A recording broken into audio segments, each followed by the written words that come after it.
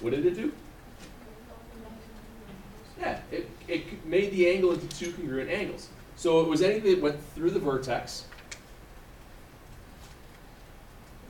and you created two congruent angles. Now, what I want you to do is see what we can create once you get that angle bisector thrown in there. Because if you pick a point anywhere on an angle bisector,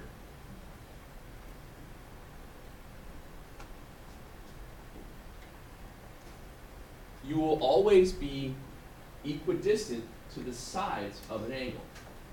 Now, when you measure distance on something, what is the right way to measure distance? If I want to measure from here to the wall, do I walk directly into the wall, or do I walk to the wall in the corner? The wall to the corner. Because that's the shortest distance between 2 points is a straight line, correct? Yeah. Don't get me wrong, that's straight, but what makes it going directly into the wall more specific? What's created if I walk directly into that wall? A straight line. A right angle. Because when you're measuring something, if you want to get accurate distance, you always want to measure where it's square. Have you ever heard that before? To determine if something is square when you build something? Yes, no? Yeah. What happens here is you guys, eventually, there's one thing in geometry that you're going to learn that you will actually really use. I know it's hard to believe, but believe it or not, there is something useful in this class. It's determining whether or not something is square. If you ever build something, whether it is build a frame a wall in a basement, hang cabinetry, put a deck on, put a patio in, paver bases or bricks or something like that, you want to make sure that things are what we call square. You want to make sure you create right angles. Well, the easiest way to do that is to measure out 3 feet and 4 feet. Because if I measure out 3 feet to 4 feet, the distance from here to here has to be 5 feet. Because in order to tell if something is square, we have to create a right angle. What's 3 squared? 3 squared is What's 4 squared? 16. What's 9 plus 16? 9 plus 16 is 25. What's the square root of 25? 5. To determine that something is square, you always use what's called a 3, 4, 5 triangle. 3, 4, 5 triangle, if you double it, you get 6, 8, and 10. What's 6 squared? What's 8 squared? I forgot what the number was. What's 36 and 64? 100. 100. What's the square root of 100? 10. 10. So what happens here is as you build something out, whether you're hanging cabinets on a wall, and you'd have to know if you have to shim something out to make sure it stays flush to the wall, or you're building out a patio to make sure that you keep along that same straight edge line. In order to do that, you always measure it in terms of 3s and 4s, because then your hypotenuse across will always be in terms of 5s. Okay? So if you double it, you get 6, 8, 10. If you triple it, you get 9, 12, 15, and so on. That's the idea. It's one of the most useful things that you will ever, ever, ever use in geometry. So then we're talking about seeing if something is square, that's the idea that you're looking at, you're going to be flush into something. You're the shortest distance between 2 points. When you're square to something, you always create a right angle. Does that make sense? It's always the quickest way to get somewhere. Instead of taking the long way around and the scenic route and all that, just get there. Right? So if we go back to thinking about this, the shortest distance from here to here would be one to create perpendicular. Shortest distance from here to here would be one to create perpendicular. Now, what happens then, excuse me, is that if these two are going to be equidistant, you get this. Hey, what is that now? Angle, angle, side. Angle, angle, side. You can also think about this becomes reflexive, doesn't it? You get angle, angle, side going the other way. You have side, side angles. well, it's actually hypotenuse length because of the right angle then as well. You could have. So you get, if you wind up being on one of these one of these angle bisectors, you're equidistant to the sides, and you create those right angles, and you get congruent parts through those triangles because of that. Because you're being able to go square into the wall. Not terrible?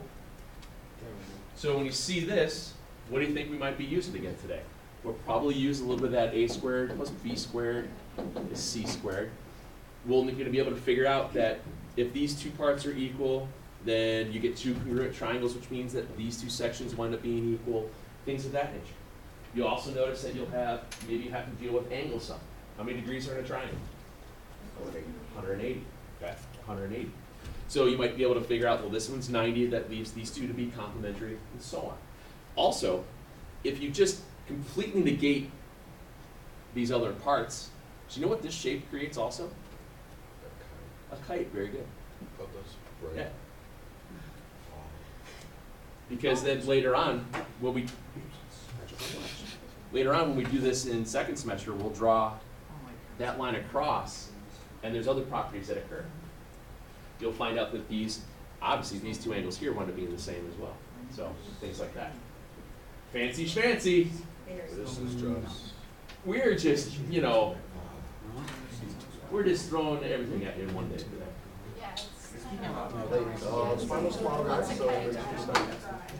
So let's go through that. We know this, we know this. All right. In order for x, excuse me. Oh, sorry, if I go back to here. What we noticed then, we had, if you're on, so here's the deal. If you are on the angle bisector, you are perpendicular and equidistant, that's right, equal distant to sides.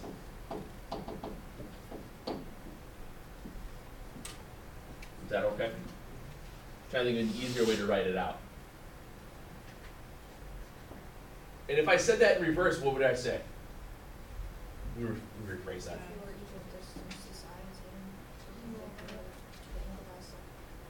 You're on the right track. If you're equidistant and perpendicular to the sides, then you are on, then you're on the angle bisector. You'll see this a lot in geometry, where whenever we have these definitions, we'll say the regular definition, and then we'll state also its converse. We're going to say it backwards. Because sometimes it'll say, what is the value of x that makes it on the angle bisector? Well, in order to make it on a bisector, you have to bisect an angle, you have to be equidistant and perpendicular to the sides. It's not crazy. It's just a couple of vocabulary. Okay. But then again, we did so much work on angle bisectors before, we know what that does. But now that we see the other parts, it's probably pretty simple, I hope.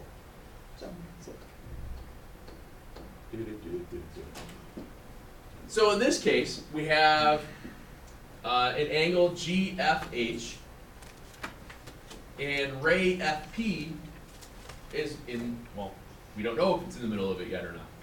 Because it's going to ask you, what does x have to equal to let P lie on the angle bisector? Yes, sir? Well, what would you have to do? So you set them equal to each other, 13x and Yeah. 11x plus 8. Right. You would So subtract 11x from both sides. That would give you 2x equals 8. And you divide it by 2. That would equal x equals 4. correct. Now, basically, what he's getting at there is that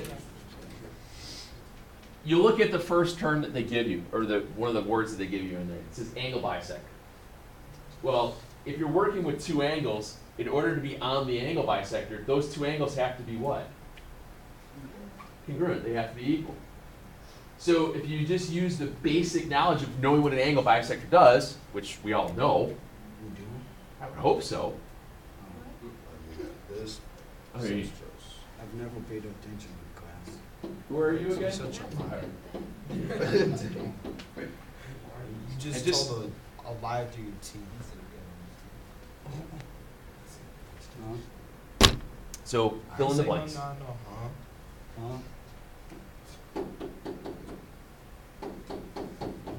Very, very straightforward. Plug that back in, you'll get What are you doing, electrical work?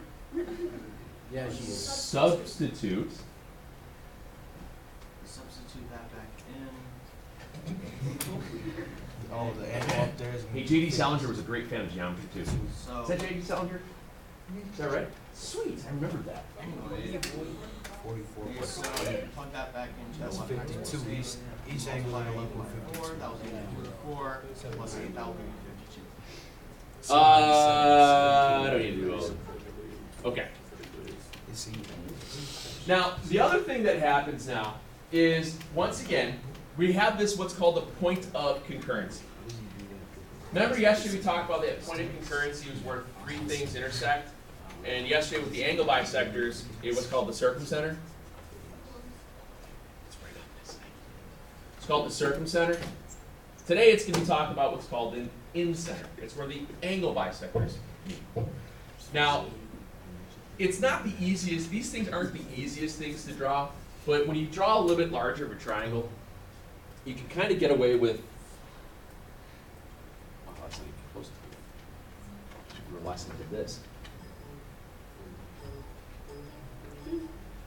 Oh, there's this one. Everybody can set it. The more places you put on here, the more accurate it is.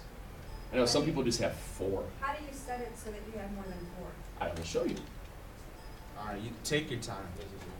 We're no. You hit the tab, Okay. and then you just go to your settings, Smart settings.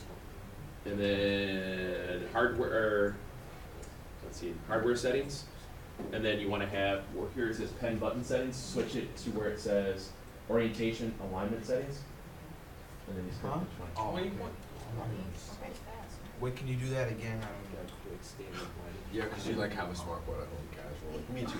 know. In my basement, you know. I mean, I don't know why who wouldn't want one in their basement. I mean, Exactly. I would try to learn. I mean, if you think about it, what is this? What is this then? It's a projector. It's a projector. You can just, like, It's a watch TV. movies. Yeah, you It's a can TV that you can do your homework on. And you can draw on it too. Right. But not. Can have all the answers. Instead of doing homework, give him what we can. I can just draw on the smart board. That's close. Yeah. Draw a picture of Jesus. That Jesus. Oh, she's probably a little longer. That Jesus.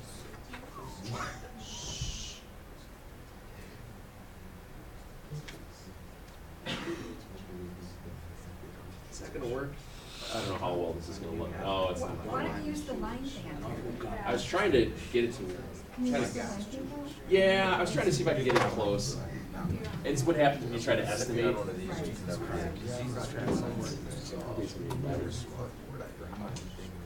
Because you still have to Yeah. estimate where you're going. Oh, it's not that bad.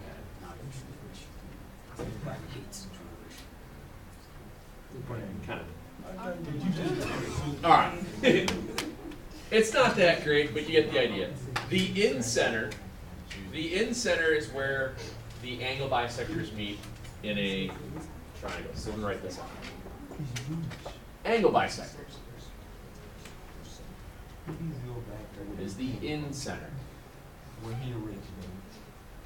Now, with the in-center, yep. So perpendicular bisectors have the circumcenter.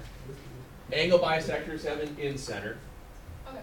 And now what happens here is that these guys, go to the next one.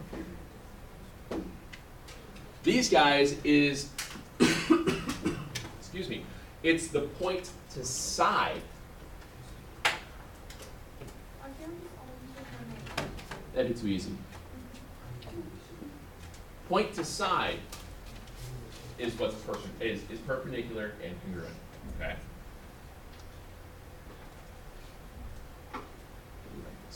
So the point is perpendicular to the side, and the segments are congruent. So if I draw this,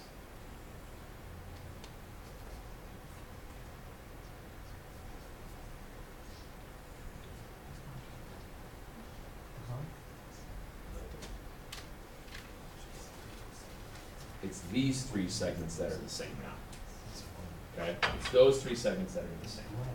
Remember, they don't bisect the side or anything like that. But all they're doing is that they create that segment from the middle to the sides are all the same distance, which means they're all perpendicular. Okay? So it's point to side. Let me go back to my picture here. So from this point here,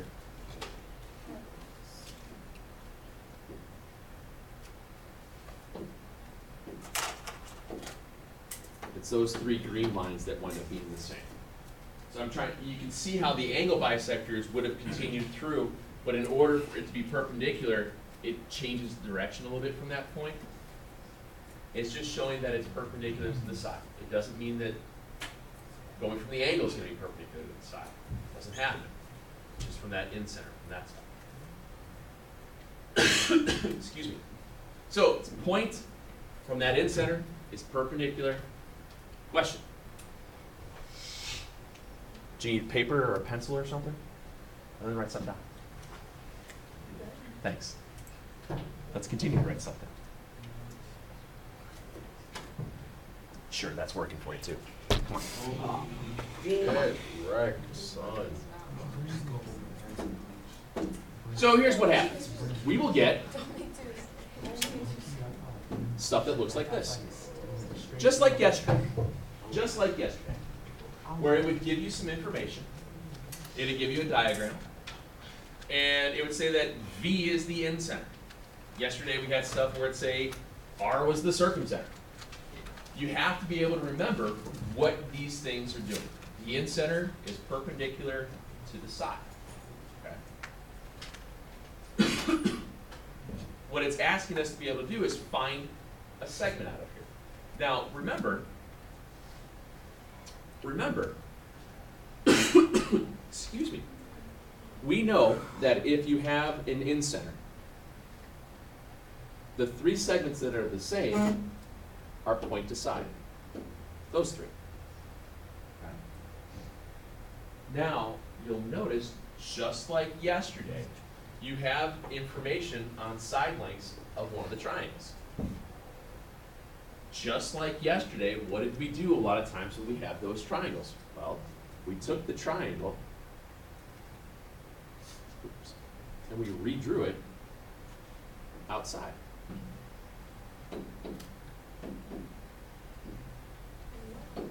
What are you going to use to solve for x? Question. C squared minus C squared plus B squared. You're going to use the Pythagorean theorem again. Oh. Okay. You use the Pythagorean theorem. And the a squared b squared equals c squared. Now remember, which one is always your c value? The hypotenuse, and the hypotenuse is always located where? Across from the right angle. And it's always which length of the segment? It's always the longest. So I know that I can use Pythagorean theorem. And I have x squared, 15 squared is 17 squared. Oh, x would equal 8. Correct. So when you take 17 squared, you subtract 15 squared, you get 64. Remember how we used the buttons yesterday to take the square root of our answer? It does the same thing. And then here you wind up with 8. So that side length here is 8. So if VT is 8, VU is 8, which makes VS 8. And it works yourself around, okay? Remember how a second ago we had that 3, 4, 5 triangle? That's what we call a Pythagorean triple. Anytime you have three integer values that always work out to be the Pythagorean theorem, that makes it hold true, it's what we call a triple. 3, 4, 5 is one of the triples. It's the most common one. Just like we said earlier, if you double it or triple it or you cut it in half or anything, the Pythagorean theorem will always hold true. 8, 15, 17 is another triple. Okay? We actually spend time on triples second semester after we get through actually really talking about the Pythagorean theorem. Triples become your best friend because they're quick patterns that you'll recognize. The most common ones are 3, 4, 5, 5, 12, 13, and 8, 15, 17. You will see these things over and over and over again. A lot of second semester. They use it all the time on or I don't know about SAT, but I know ACTs. Yes. Is it on the SAT too? All right. It's a hugely common thing. What's nice about triples is that if you recognize the pattern, it's just so much faster to work with. You don't have to match so much. Yeah, exactly. You can still use the calculator because calculator will still help you. But there will be times that I know that when you get going, it's just quicker. Okay? It's one of those nice little tricks to remember. Not too terrible, is it? Yeah.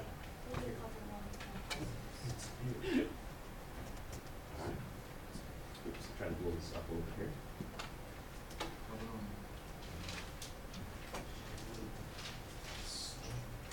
we'll use this one. Take a second.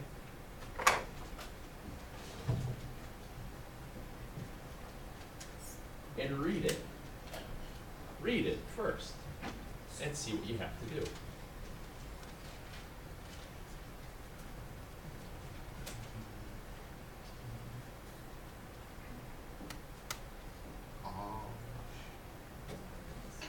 Go on. It's 3.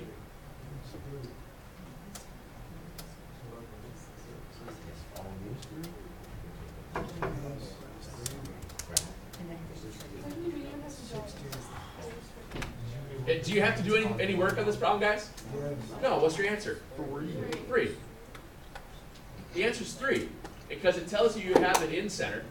Whenever you have an in-center, that means everything from that point to the side are always going to do the same. Well, they already gave you one of those values is at DG is 3, which means every other point going from D to the sides is also 3. Could you figure out the length of GC? Based on what Mr. Murphy just talked to you about? Yeah, that has to be 4. So, can you sit down on the test? You'd be surprised. It's just, and that's the idea here. Once you start understanding what the vocabulary is doing, once you understand which one you're looking at, it's just, which one am I using? Which setup algebraically do I have to write it out to make it work? They are quite literally sometimes this fast. Right? They really are. I'm trying to think of the other example. I don't think there was anything else here. The only other one that time, yeah, there's not much to this. There really isn't. The only other thing that I kind of glanced over here was to show you guys a quick example of something like this.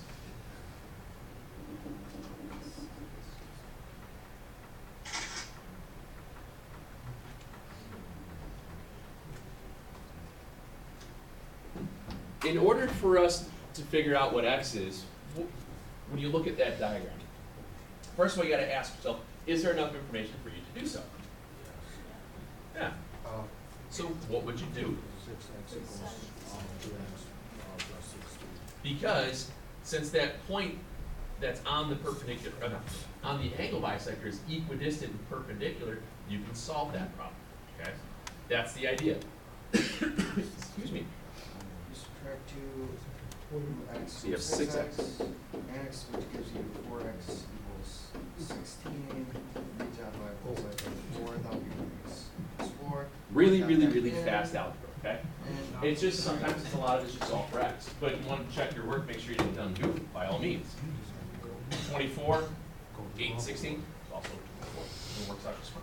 Okay. I think there was one other on here I wanted to look at. I can't remember off the top of my head. These are all really, really fast.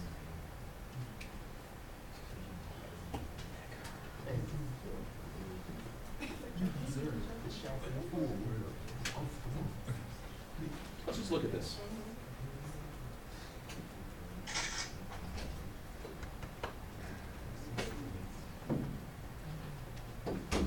Let's look at that one.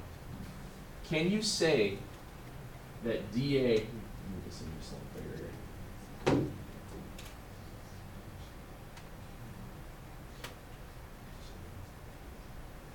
There we go. It's slow today. Can you say that DA and DC are the same? Yes, Why? because they just look equal. They have it right. Yeah, what she said. bisector and He or she. How would you prove it? Let's say it this way. How would you prove it using triangles? The right angles on the sides. Okay, I'll give you that. So now you got the right angles here. Okay. Now what do you have to show? What else do you have? You have reflexive. Very good. If I have reflexive here, now do I have two congruent triangles? Yes. By what? Angle and By angle, angle, side. See how this works? We have an angle, angle, and a side, which means CPCTC gives you that. That's how all of this comes back together, because you can show that these things work by using some of the progression stuff that we learned about with triangles. Okay? Just by being able to mark your diagram. Move that right angle back over. Use the reflexive side and show it. Same deal with the other one. in this one here,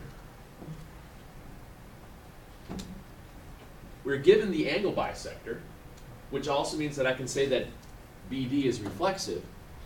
But do I have anything else? So can I determine for certain that they're equal? No. See how that works? You're using diagrams to help you show that something's going to work. Just by thinking about what we did all that time for, I don't know, the month of October and into November, about almost 6 weeks worth of working with that progression sheet, looking at our proof stuff to make it go. Time flies when you're having fun, When you're right? having fun. Yeah, proofs were Yes. so much Yes. enjoyable. I know. Go slow. I had such a great time working with you guys on that. Let me tell you, it was just unbelievably awesome. So we got some prompts. Let's see.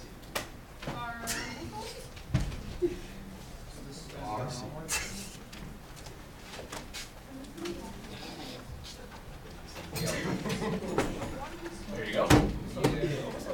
Yeah, I figured it's easier to have this one on paper, that way you don't have to try and draw all these diagrams, because that's what gets to become a bit of a pain in the Easter, shall we say. You gotta do it to Brandon. So let's look at these here.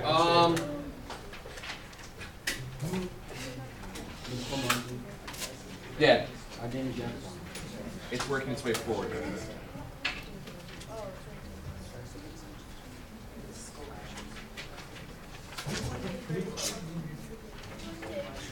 All right, so in this one here, let's do these. Man, I gotta get out my head.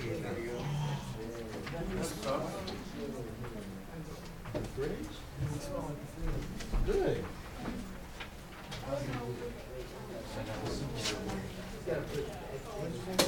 I don't know.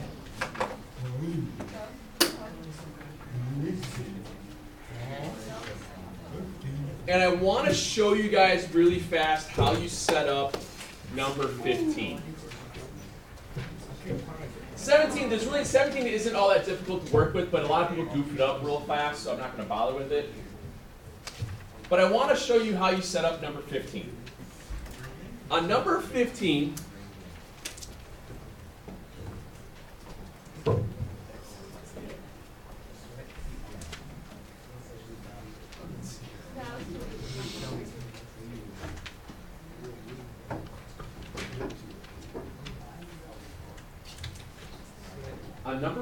you're given the value, you want to figure out the value of x that makes n the incenter. And remember, if you want to make something that is an incenter, it has to be perpendicular to the sides. So if I'm looking at that, if I'm working with that, that means that NM, NK, and NL all have to be the same. Those all had to be the same. Which means that this has to be 4x here. You okay with that? Sure. So now, Pythagorean theorem-wise, you get 4x quantity squared plus 48 squared is 52 squared. What's that? Like the other. Okay, yeah, this should all be 4. But the only reason I marked it in my diagram going all the way around, but since I'm only given these values here, I'm just going to work with that one triangle. Okay. Now, the reason why I wanted to show you this problem is because you guys will always forget this. 4x is the quantity squared, which means you have to square both the 4 and the x. Okay? So you get 16x squared will equal whatever 52 squared is minus 48 squared. Now, it's not, from that part out, it's a very simple scenario. But I wanted to show you guys that whenever you have a coefficient in front of the x and you have to square it, you have to remember that you have to square both terms.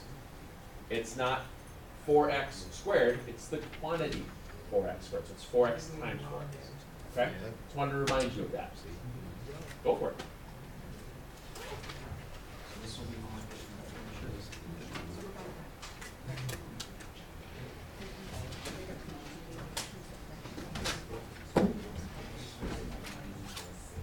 Yeah, I would always do that. less likelihood of screwing up. True, true.